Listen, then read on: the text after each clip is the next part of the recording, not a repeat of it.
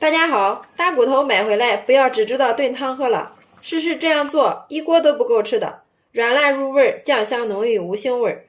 做法简单，一看就会。下面我们跟着视频看一下是怎么做的吧。首先我们准备20块钱的大骨头，让老公给我们剁成像这样的大块都可以了。其次往里面加入适量的长江水，给它浸泡一下，泡出大骨头里面的血水，这样我们做出来的大骨头吃起来不腥。泡的时候再往里面加入适量的食用盐，下手给它搅拌一下，因为盐水的密度大于水的密度，这样可以很好的把大骨头里面的血水彻底给它泡发出来。像这样就可以了，放在这里给它浸泡30分钟左右。20分钟之后，大家看一下，泡出来这么多的血水，然后我们再给它洗一下。洗好之后放到流水下面，再给它清洗2-3遍。接下来锅中加入适量的冷水，把洗干净的大骨头冷水下锅给它焯一下水。焯水的时候别忘了加去腥3件套、葱姜，还有适量的黄酒。然后开小火慢慢的给它焯，把骨头里面的血水和脏东西给它焯出来。然后我们开小火慢慢的给它焯，把骨头里面的血水和脏东西彻底给它焯出来。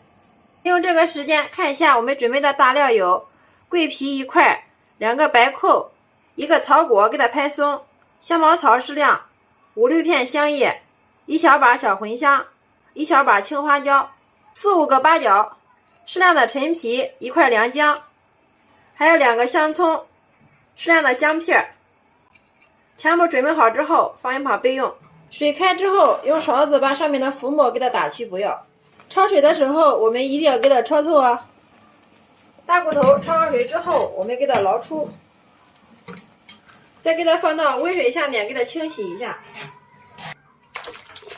等不烫手的时候我们下手把大骨头一个一个的给它清洗干净，洗去大骨头表面粘附的浮沫和骨头渣，全部洗成像这样就可以了。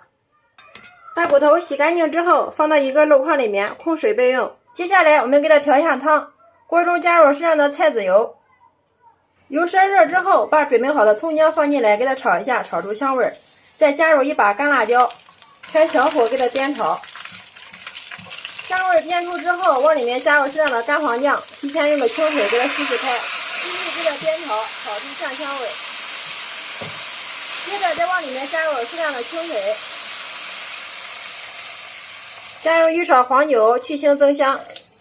接下来我们给它调一下味儿，加入1勺生抽，半勺一品鲜酱油，适量的味精，适量的鸡精，少许的食用盐，加入3-4块冰糖，再把我们准备好的大料用个料包放进来。好了，像这样我们的卤汁就调好了。这个时候把我们的大骨头给它放进来，全部放进来之后，然后盖上盖子，大火烧开，转小火慢卤1个小时。好了之后再焖上半个小时，这样可以让我们卤出来的大骨头更加的入味好吃。好，时间到，我们打开看一下。哇，真的是满屋飘香啊！大家看一下这个颜色，非常的漂亮。这个时候里面的大骨头已经非常的软烂了，用筷子轻轻的一碰，这个肉就掉了，像这样就可以了。接着我们用筷子把里面的大料给它剪出不要。剪出来之后像这样就可以了，大火给它收一下汁。